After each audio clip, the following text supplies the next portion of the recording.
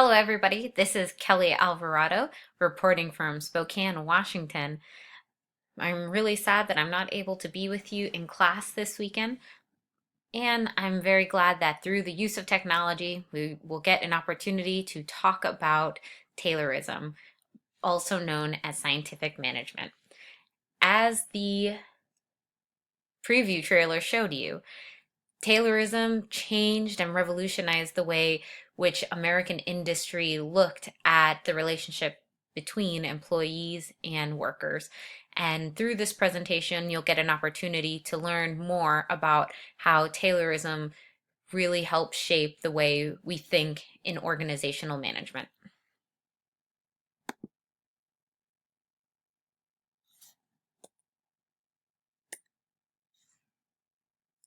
Here's an overview of the slides that we'll cover today. We will learn a little bit about Frederick Taylor and the life that he led. We'll do a complete review of scientific management to be able to get a high-level understanding of how this organizational theory has influenced industry. We will look at the role of management and employees. This is one of the major pieces and cornerstones of Taylorism, and we'll deconstruct that a little bit more.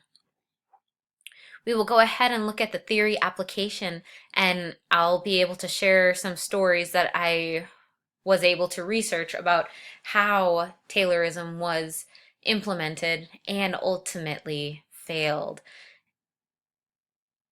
Of course, that leads us right into the criticisms and shortcomings of Taylorism. And we will look at a connection to higher education so that we have some understanding of how an organizational theory that was created for the manufacturing industry can also continue to influence higher education. Frederick Taylor was born in 1856 in Germantown, Pennsylvania.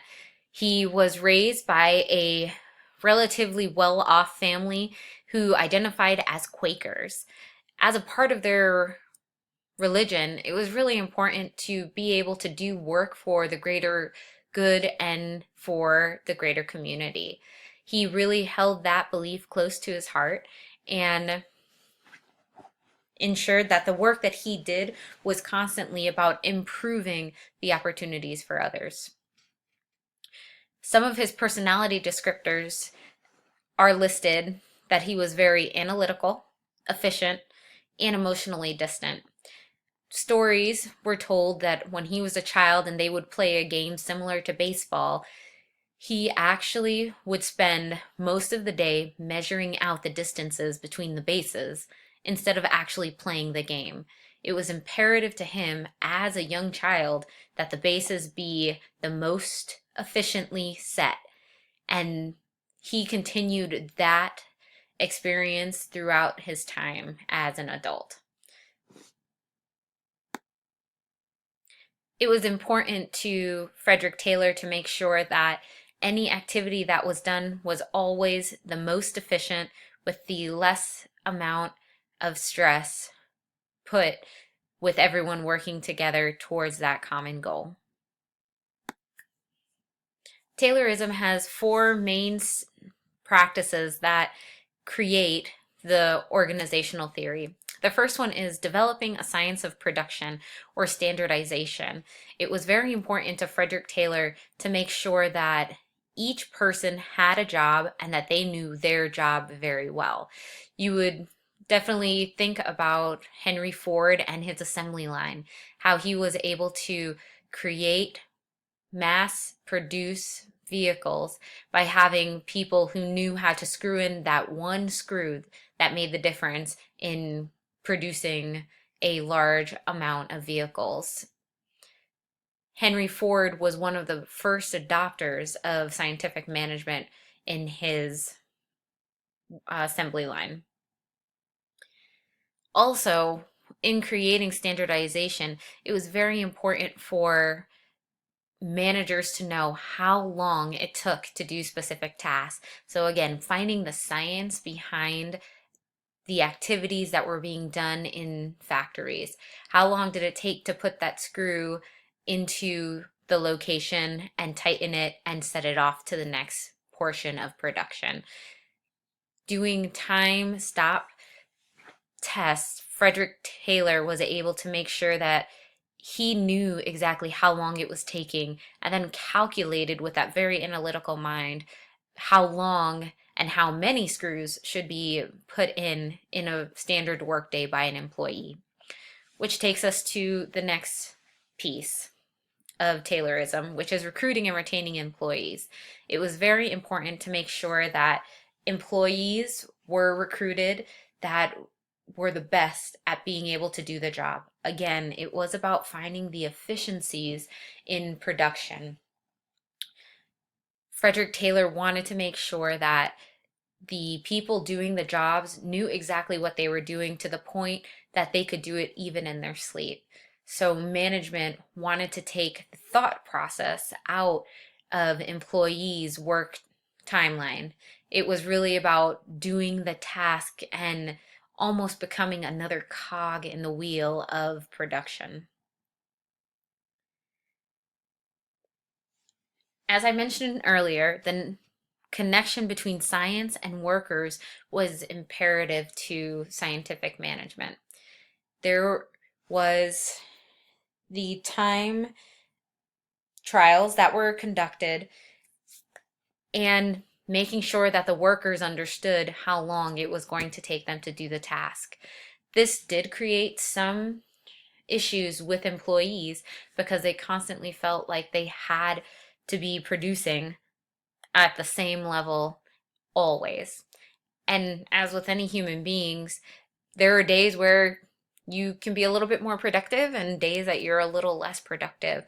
And so for managers, their role was to make sure that each employee was meeting their daily quota. So if that was 20 screws that needed to be put in a day, 20 screws needed to be put in. Less or more was not an option. It was about making sure that what the manager had set as the work was completed. That leads us to our last piece, which is the division of labor between management and employees. With Taylorism, the biggest piece is that managers become the thinkers, employees are the doers. So it was up to management to know every single task that needed to be completed and to ultimately micromanage employees by making sure that they were doing their individual task and only that individual task and not thinking about anything else. It was up to the managers to ensure total control over the production process with employees just playing a part or role in production and not actually helping improve or find ways for innovation. This slide shows what was the relationship between management and employees. Management was responsible for delegating the responsibilities, designing the products, setting the production schedule, and checking performance. So again, these are those high level thinking skills that were put into play with management's control over the employees. Oftentimes, management did not even know the jobs of the employees and would stand over their shoulders to be able to see what was going on. Imagine being in a factory for 10, 12 hours a day where someone is breathing over your shoulders, making sure you're screwing in your screws just right. That led to the employee's role, which was to produce the product as described. So with that manager over your shoulder telling you how that screw needs to go in, regardless of whether you have an idea of how to make it more efficient. Employees were to be the most efficient in processes. However, that was being the most efficient in the way that managers prescribed as being most efficient. Employees had to complete the task in the time prescribed, and the idea was that employees would be motivated by money. Each employee was provided additional funding or compensation for being able to be the most productive and the most efficient. However, for employees, money was not always the reason for them retaining a position or a job. It was about the general security of knowing that they had a good working place and were able to take care of their families. Not all employees were motivated by money when there was a decrease in their actual workplace experience.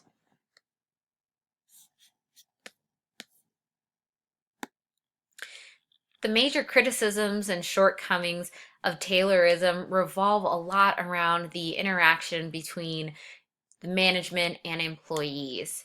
Relationship is very important when you're spending 10 hours a day or more together with other people. In Taylorism, managers had to know everything. It's very difficult to have one manager overseeing a department of 25 employees and being able to know exactly what each employee does. There needs to be an opportunity for employees to share with management what is going on and to be able to describe how that one little task actually is made up of multiple larger tasks to be able to complete. The scope of management's understanding was limited because there was so much that they needed to know. Employees felt very smothered in their workplace. Management was constantly overseeing what was going on and making critical assumptions of how to do the job better when they are not the content experts in regards to doing the positions. Employees would go ahead and say that they felt un-American, where there was no freedom to be able to do their actual task. Culture of organizations was not accounted for when Taylorism was implemented. It was very important for employees to be able to have their own culture understood. Perfect example is with the Watertown Arsenal in Massachusetts. The US government brought in Frederick Taylor to do work on how to increase the production of military weapons on their assembly lines.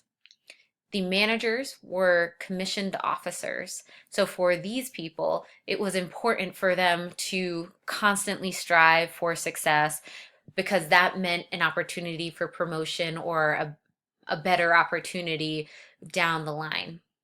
For the employees who were all civilian workers, prestige was not something they were looking for. Working in the Watertown Arsenal was the best job in town, and they were already happy making the best wages in a safe environment at a great job. So when management was trying to tell their employees, you need to work more, you need to work faster, we'll pay you more, the employees felt that they didn't even need to make more because they were already working in a great work environment. However, management continued pushing forward to the point of exhausting their labor and resulting in various union disputes.